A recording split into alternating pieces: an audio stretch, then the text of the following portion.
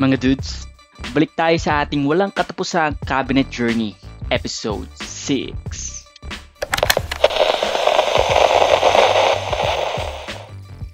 Episode 6 na, pero parang episode 100 na sa pagod ko. Simulan natin sa resizing ng plywood.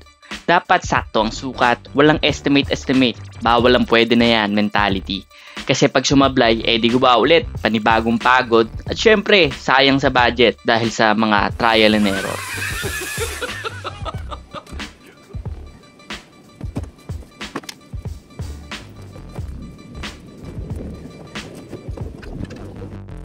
Next, liston time. Para sa mga hindi nakakaalam, ang liston ay nagpapatibay ng structure para mas lalong tumagal ang cabinet.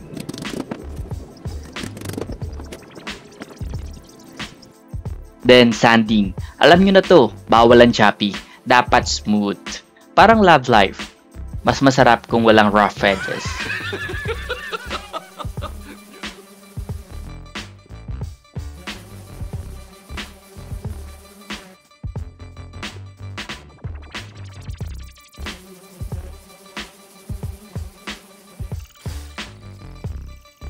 Bago tayo magpintura, syempre, linis-linis muna.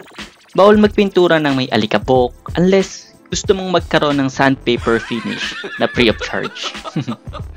Aba, parang hindi nauubos, parang utang lang. Kahit anong punas mo, may natitira pa rin.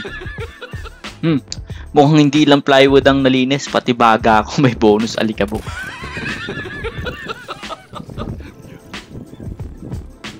At syempre, wood primer.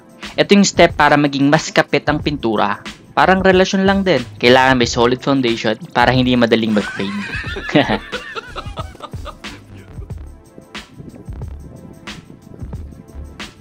Dapat pantay-pantay ang stroke. One direction lang, hindi zigzag. Hindi to abstract arts mga dude. Focus tayo sa smooth finish.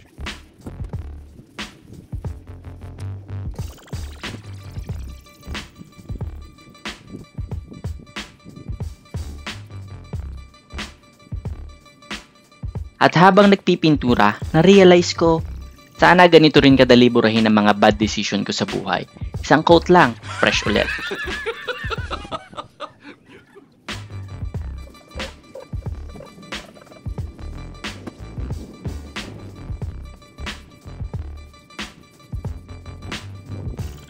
Ayos! Doon na tayo sa episode 6. Ilang kabanata pa kaya bago matapos to? Abangan. Sa ngayon, peace out!